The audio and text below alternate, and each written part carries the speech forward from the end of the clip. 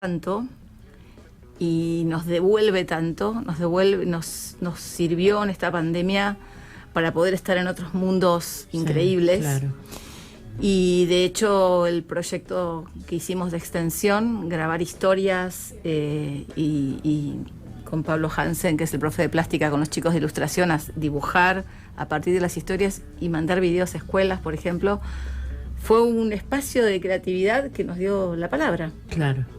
La palabra que es un puente entre las almas, ¿no? Seguro. Sí, esas narraciones ¿se graban o se hacen en vivo? ¿En qué ámbito se hacen esas narraciones? Esas narraciones en la pandemia las grabamos y las editamos nosotros en videos para subirlo a YouTube. Bien. Y se las mandábamos a la escuela con una serie de actividades y para 2 grados les mandábamos kits armados con papel, crayones, plástico, para hacer después la actividad plástica. Qué bueno. Después a partir de la historia, ¿no?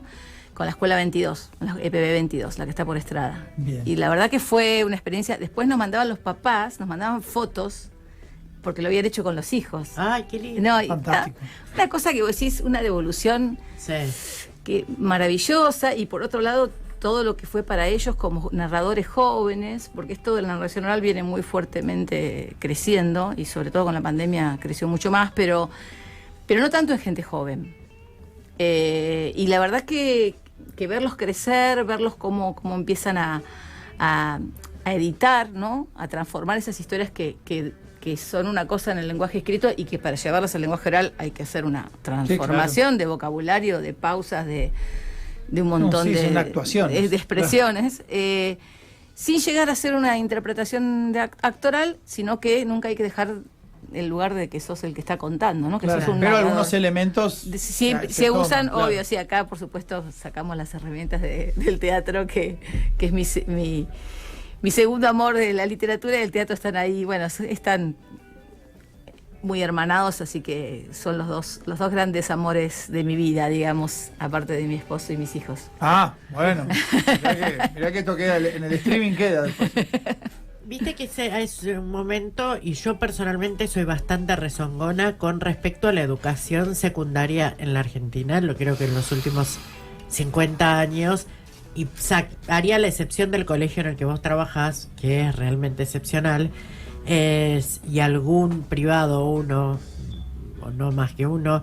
En el resto de los colegios es muy difícil el tema hay un montón de cosas que están complicadas en los secundarios. Si vos fueras ministro de Educación y tuvieras el poder en tu mano, ¿qué serían las 3 primeras cosas que cambiarías en la cuestión educativa secundaria?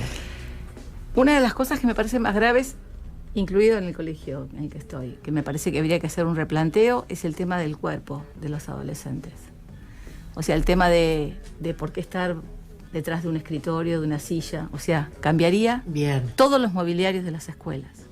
Haría espacios mucho más amables, más amenos, más te encuentro. ¿Sentí que te separa del alumno eso? ¿Te aleja? Y te lo pasas corriendo banco. O sea, me parece que habría que hacer una cosa mucho más amable para los cuerpos, ¿sí? Sí, sí. Eso no me parece una cosa menor. No, me parece, pero no lo había pensado, pero es cierto. Es algo, el tema del espacio es importante. Después, una de las cosas que ya yo creo que en Mar del Plata hay escuelas públicas que también lo trabajan muy bien, pocas, pero las hay. Yo creo que las hay muchas de provincia y municipales. El trabajo interdisciplinario ya no se puede frenar, o sea, no hay vuelta atrás con eso. O cruzamos las áreas, claro, y hacemos entender que hay que conocer y aprender interdisciplinariamente, o nada, o ya los chicos se van a olvidar mañana lo que hacen. Sí, sí, sí. Yo tuve una experiencia, por eso digo que en otras escuelas también se puede. En la escuela municipal 217, la que queda casi llegando a Santa Clara, yo soy profe ahí. Y el año pasado trabajamos con Alfonsina Storni a partir de Casu, de la trapera. Bueno, una versión de ella de Alfonsina y el mar. Arrancamos con eso y con un juego de cartas que tengo yo sobre poemas de Alfonsina, y después terminaron escribiendo a lo Alfonsina y fue genial, y terminaron a fin de año ganando 3 premios en un concurso literario. Ajá. Por eso digo, yo creo que no es imposible, inclusive con las cosas como están, no es imposible Pero la realidad es que por ahí los profesores, para poder tener un sueldo digno, tenés que trabajar muchas horas y faltan espacios rentados donde vos pudieras encontrarte con tus compañeros a construir estos espacios interdisciplinarios, donde pudieras plantear otra forma de trabajo. Lo hacemos igual. Estrategias educativas. Lo hacemos igual a contrapelo, nos encontramos un sábado a la mañana. O sea, la gente que lo quiere hacer lo sigue haciendo, pero bueno, pero es difícil porque debería ser pago ese espacio, donde vos te encuentres a decir, bueno, a ver, ¿y vos qué vas a dar? Y yo voy a dar, estoy dando ADN. Bueno, a ver, podemos trabajar desde la cuestión plástica, cómo podemos ver eso, desde la cuestión de la palabra, cómo podemos trabajar, y desde, si lo trabajamos desde una película, desde un cuento, desde una dramatización, como si fueran las partículas del ADN y se comunican, qué sé yo, no sé, se me está ocurriendo ahora, no, lo que fuera.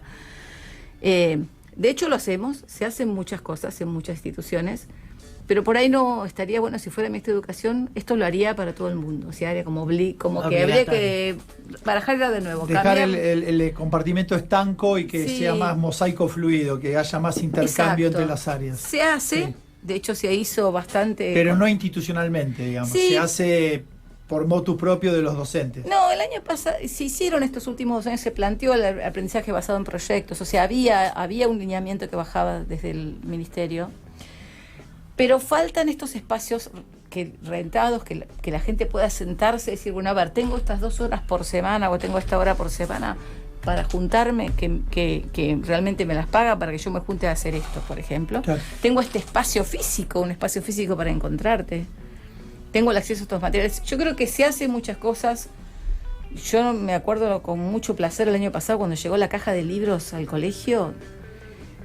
Increíble el material del Plan Nacional de Lectura, maravillosos libros, libros caros, algunos yo los tengo con mucho esfuerzo, me los he comprado, hermosísimos, como tiene que ser, que todo el mundo tenga acceso a esa calidad de libros, esa variedad, libros contemporáneos de autoras y autores contemporáneos, libros álbum para adolescentes, te hablo, ¿no? Yo pude ver los de adolescentes porque los vi en las 217 y pude ver en la IPB 22 los que llegaron a primaria. Y bueno, eso es inversión en educación. Este gobierno lo ha hecho, falta mucho, falta mucho, pero se han hecho algunas cosas. Se va en una dirección. Sí, y yo creo, por ejemplo, vos sabés, con el tema del ATR, que funcionó durante todo el verano, que es una idea con la finalidad de recuperar los alumnos que durante la pandemia perdieron ritmo escolar. Yo tengo 2 profesores del instituto, de los 2 trabajaron en ATR durante la temporada, yendo a las casas de los chicos a buscarlos. O sea, el gobierno de la provincia contrató 30.000 docentes este verano. Se dio clase en las escuelas públicas de lunes a sábado. Lo vi, yo vivo enfrente de una escuela. De lunes a sábado para darles apoyo a los chicos que se habían llevado materias o que tenían que entregar trabajos, etcétera. Y a los chicos que no iban, iban los docentes a las casas. No, se ha hecho mucho. Lo que yo creo que por ahí hay cosas que son más macro de cambios, desde esto que te digo del mobiliario hasta espacios rentados para hacer interdisciplina. Hay cosas que obviamente son cosas por ahí un poco utópicas, pero en algún momento ojalá se lleguen a tener. Pero yo creo que como que hay un camino. Claro, sí. Hay una línea de máxima y un camino a transitar. Claro. Falta mucho. Yo creo que en el área nuestra hemos perdido mucho, porque el área de lengua y literatura ha tenido, digamos, en algunos retrocesos y algunos avances. Se mejoró la lectura, se empeoró la escritura, porque a veces cuando falta, aunque parezca mentira, la cuestión motriz, el tema de que dejaron de escribir a mano los chicos. Claro, sí. Y eso no sé si ya nadie escribe cartas. No sé si te pasa a vos, pero yo a veces si tenés dudas de una palabra no la escribís, porque uno tiene como una memoria, una memoria muscular de decisión, ¿no? Entonces, hasta que no la veo escrita siempre estoy. Claro, entonces por eso digo, me parece que esas son pérdidas que tienen que ver, que la pandemia también nos pegó desde ese lugar, el tema de la motricidad fina, o sea, y todo lo que implica a nivel neurológico el tema de esa pérdida, no es una cosa menor también en el lenguaje. Sí, me parece que bueno, pero me parece que hay mucho por hacer. Yo creo que hay que cruzarse, el arte es una gran herramienta, lo digo porque nos ha salvado en muchas Siempre. situaciones maravillosas. El arte en todas las, yo tengo una, bueno, por ahí vos ya sabes que vengo de una familia también de artistas, o sea que en mi casa, mi madre era profesora de música, así que la música en mi casa sonaba desde muy chicos. Y se tocaba en las casas, ¿no? Se tocaba. Eso hablábamos ayer en el programa. Cómo pasamos de ser activos, productores de música, quizás no profesionalmente, a ser consumidores pasivos. Escuchamos lo que sale o de un estéreo o de una radio. Y antes en las casas se producía música. Alguien con la guitarra, alguien con el piano, se cantaba, se juntaba la gente a producir música en vivo, para ellos mismos. En mi casa... Fue durante, yo te diría, en todos los años 80. Yo egresé en el 81, eso delata un poco mi edad. Era casa de músicos. O sea, yo aprendí a tocar la guitarra de oído con mis hermanos. Bueno, los dos son músicos, de los tres, son dos músicos. Y nada, yo los veranos cantaba en un grupo de salsa en Viva María, y cantaba, hacía covers con ellos en el Castillo, le hice los coros a Roude, a Gustavo Mumare, qué sé yo, bueno, toda la gente de esa época. Digo, bueno, y hasta que me encontré con el teatro. Y ahí... Flechazo, pero mal. ¿Te encontrás como autora de movida No. o primero como metiéndote como espectadora, como actriz, ¿por dónde empezó ese flechazo? En realidad fue así. Yo estaba en la universidad, primer año de letras, año 83. Yo tuve un año, dejé, o sea, en el 82 yo no estudié porque mi padre era marino mercante y nos llevó a todos de viaje, a mi hermano más chico y a mí y a mi mamá, no los mayores, a Japón. O sea, nos fuimos 5 meses. Está esa posibilidad para los marinos mercantes. De hecho, cuando se pasa la guerra de Malvinas, estábamos entrando a Hong Kong y nos dicen peguen la vuelta porque van a quedar como prisioneros de guerra. Claro. Así que seguimos derecho para Japón. Así que bueno, en el 81, o sea, el 82 yo no estudié, en el 83 arranco con la democracia. Se reabre el teatro universitario. Claro. Entonces vienen a buscar alumnos a las carreras. Y una compañera mía, que ya había hecho teatro en la secundaria, dice, dale, acompáñame. Le digo, no, le pidan la música, a mí déjame. Me insistió tanto que terminé yendo. Y bueno, y a partir de ahí fue flechazo mal con el teatro. Y dejé de hacer música. O sea, después hice obras musicales infantiles con mi hermano más chico. Pero fue un flechazo el tema del teatro como actriz primero. Como eras actriz. Como actriz muchos años, estuve muchos años en teatro universitario, después estudié con Pucho Medrano, con diferentes docentes. Y recién en el año 99 que armé mi grupo, ahí mis compañeros empezaron, bueno, vos sos la que tiene que escribir, viste, cuando empezás a escribir por presión. Claro. Y ahí arranqué. Arrancaste con la dramaturgia, con escribir obras de teatro. Sí, porque en la secundaria escribía cuentos. Claro. Y cuando entras a la universidad, claro, te dan un batacazo cuando entras a la universidad, como diciendo, si no sos Borges, matate, ¿entendés? Claro. Matate. Borges o Cortázar, mínimo. Claro, sí. Matate. Obvio, dejé de escribir en la universidad y retomé la escritura en el teatro. Que es un género, yo lo intenté, fui al taller de Guillermo y todo, era muy gracioso. Yo estuve con Guillermo también. Me costó, pero imposible.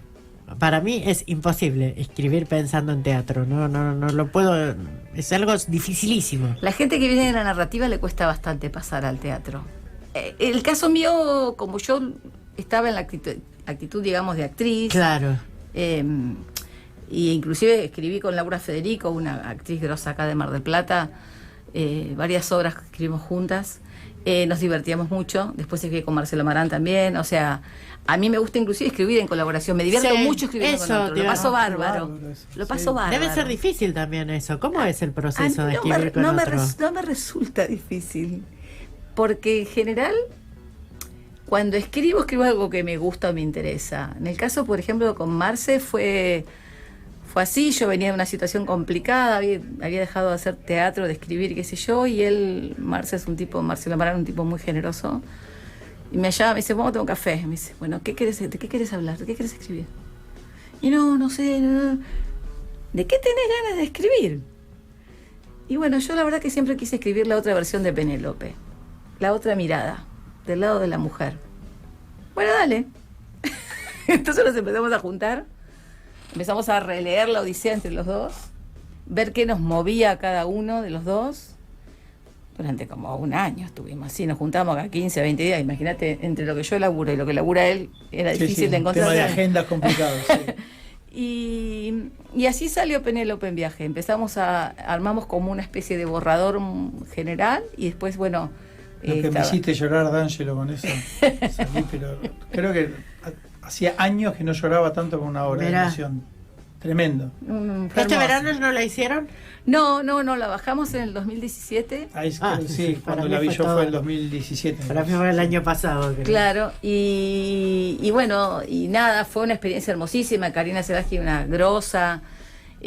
Hacíamos esto de tirarle textos y experimentar con Karina, o sea, con Marce. Después reescribíamos las escenas después de los ensayos. Como dice una amiga mía, Adriana de Osa, dice que yo soy dramaturgista, no dramaturga, porque escribo muchas veces a partir del trabajo de los actores. Ajá. Qué ida y vuelta raro ese. Es muy interesante. Sí, claro. O sea, le tirás el texto y de acuerdo a lo que pasa con el texto, reescribís. Reescribís, agregás, quitás, limpiás. Es muy de construcción, es como a medida. Es como a medida la obra. Me pasó con Lalo con Una rosa blanca, eso también. Es como a medida la obra. La experiencia a mí me resulta muy interesante. Escribo cosas también, de hecho lo que escribo en Dramar no lo he escrito así, pero con Una rosa blanca fue algo parecido. O sea, en realidad yo cumplo años en marzo, el 10 de marzo. Feliz cumpleaños. Y después de mi cumpleaños le digo a Lalo, bueno, empecemos a juntarnos para hay un congreso ahora en mayo, esto en Buenos Aires, coordino la cátedra abierta de José Martí, sobre Martí. Le digo, yo te lo escribo, haces un monólogo de 10 minutos. Sí, dale, nos empezamos a juntar. Bueno, apareció la pandemia. Claro. 14 de marzo, se cerró la cortina. Bueno, nada, entonces yo empecé a escribir algunas cosas, empezamos a juntarnos virtualmente, qué sé yo. Y él me devolvía y después, bueno, un poco más adelante empezó a venir, nos juntábamos en casa con mucha distancia y cuando quisimos acordar teníamos 40 minutos de obra. Hermoso. De intercambiar ideas, textos. Sí, yo he tenido suerte de trabajar con gente muy talentosa. Mar del Plata tiene actores muy talentosos. Desde acá sostenemos todo el tiempo eso. Sí. Y sabés que particularmente yo hace años que no voy a ver otra cosa que teatro marplatense y sostenemos eso, que hay dedicación, pasión, pero sostenida por talento, porque sí, yo puedo ser dedicado y apasionado y la verdad que soy un soquete. No, hay talento, hay cosas muy copadas escritas por marplatenses, con espíritu marplatense, con identidad marplatense, cosas de mucho talento. Sí. Y además he sido bendecida por trabajar con gente de este tenor, ¿no? Marcelo Marán, Natalia Escudero, Lalo Alías, Laura Federico. O sea, realmente... Sí, a Natalia Escudero no nos gusta nombrar en el programa porque no nos cae bien, pero... Son gente con la que trabajo, claro. O sea, que ha llevado mis textos a escena y para mí es un... A ver, tu texto en gente con la que te une afecto y visión de la vida es fabuloso. Y talento, un talento, Gabriela Benedetti, ¿no? Que te mando un saludo muy especial. La adoro, Gaby. Sí. O sea, realmente... Y después, yo creo que el teatro, una de las cosas más lindas que me ha dado en la vida es encontrarme con esta gente fantástica. Claro. Cecilia, ¿qué es Dramar? Ay, Dramar. Bueno, Dramar. Dramaturgas marplatenses es Dramar. Michi Elordi, otra compañeraza, Mercedita Elordi, en el año 2019 me empezó a perseguir desde allá, desde Buenos Aires. Cecilia, por favor, te pido si podés armar, yo estoy acá en la colectiva de autoras, ¿por qué no juntás a las autoras de Mar del Plata? Y yo tenía un año complicado, mi mamá estaba con algunos problemitas de salud. Nada, terminó falleciendo mi vieja a fin de agosto recién en septiembre pude contestarle. Le digo, bueno, mira, Michi, ahora sí, porque no me daba el espíritu ni el alma para hacerlo. Y bueno, empecé a convocar a todas las autoras que yo conocía y gente que le interesaría trabajar con dramaturgia. Y fue muy ecléctico al principio, ¿no? Porque, bueno, vino gente que estaba en el taller de la EMAD de Adriana Tursi, vino gente con mucha experiencia como Graciela Spinelli, como Adriana de Rosa, hubo gente que venía, y gente que recién arrancaba a escribir dramaturgia. Y así armamos Dramar a fin de 2019, y en el 23 de febrero del 2020 hicimos nuestra primera intervención, que fue Enfocadas, que mañana la bajamos, así que es la última función. Mañana es la última, o sea, no es que está la función. Está la función. Mañana es la última. Mañana es la última función a las 21 en el foyer del Auditorium, y nos da como cosita porque la queremos mucho a la obra, porque fue la que nos presentó, digamos, en sociedad, ¿no? ¿Y cómo es? ¿La escribieron entre todas? ¿Cómo es? Esto fue así. Queríamos empezar a hacer un trabajo. Bueno, primero, al reunirnos, una de las cosas que nos planteamos es el tema de la perspectiva de género, porque como en todos los ámbitos, las mujeres también, en el ámbito del espectáculo, vos lo sabrás bien, también en el ámbito de la escritura, nos cuesta el doble todo. Sí, claro. Nos cuesta el doble. Y entonces decidimos por dónde empezar a escribir para empezar a mostrar, visibilizar algunas injusticias, visibilizar algo de lo que nos lastima, nos duele. Y justo había una muestra de fotografías en el foyer del Provincial que se llamaba Mujeres Inmortales, una muestra de Sebastián Nahom. Y Graciela Spinelli dice, che, ¿y si escribimos a partir de alguna de estas fotos? Bueno, dijimos. Entonces empezamos algunas de nosotras, dijimos, bueno, nos encontramos a tomar un café y bueno, cada una fue eligiendo una foto. Lo que dijimos, bueno, la que elija la foto le saca foto y ya está, canto PRI. Sí. Esta es mía. Esta es mía. A este lo marco yo, como en el fútbol, ¿viste? A este lo marco yo. Y bueno, y ahí sí escribimos micromonólogos, la idea de que fueran cortos, sí, carilla y media nomás, inspirados en la foto. Y la idea era hacer como intervención, y de hecho fue así, antes de los espectáculos que se hacían ahí en el Provincial, entre la gente, entre las escaleras, entre las fotos, entre las mesas de café. Así fueron los micromonólogos.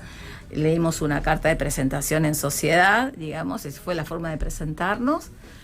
Y bueno, ahí tuvimos a Gabriela Benedetti haciendo el monólogo de Felicitas, que lo escribió Alejandra Boilcli. Ahí tuvimos el monólogo de Adriana de Rosa, de La Inquilina, que en ese momento lo hicieron algunas alumnas de Rosita Pelaya. Ahora lo hace Graciela Spinelli, ese monólogo. Madres, escrito por Graciela Spinelli, que lo hace María Vidas, por eso digo, toda gente, ¿no? De primera. Laura Selman, que hace el monólogo que escribe Soledad Peralta. Natalia Escudero, que escribí yo, por eso digo, un lujazo. Y la verdad que fue genial, la gente quedó encantada. Nosotros fue, ¡wow! Acá estamos.